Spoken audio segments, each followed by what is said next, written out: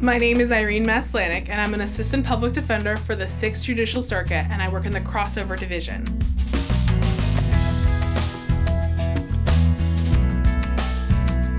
When I was a kid, my parents are both public defenders, and I spent many summers in between high school and college working at their office. I got to meet some really cool people, and I got to see that their problems were fixable. Like, nothing was insurmountable. Everything had little fixes that could help them move towards the bigger picture. The great thing about juvenile law is that it is always changing, which is good and bad, but there's a real sense of hope.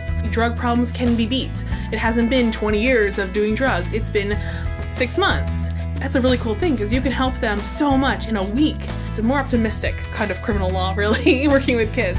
Some days I have court, some days I have crises, some days I'm in an emergency hearing for medication, or I'm dealing with a parent on the phone. I think most importantly, we're able to be a rock for that child. I just represent them. And I love that about it because you get to really be an advocate in that sense.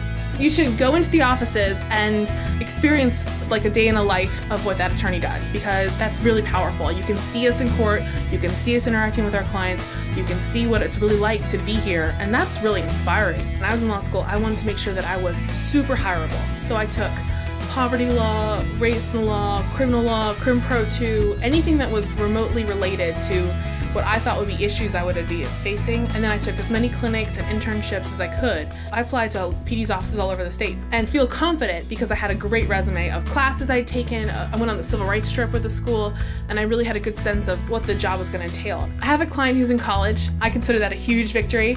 I feel like a parent. I'm like, she's got straight A's last semester. She's taking Spanish. She has like a plan for what she wants to be when she grows up.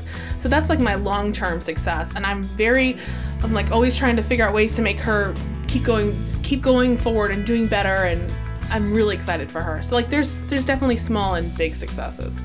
The greatest success is being the best advocate you can be.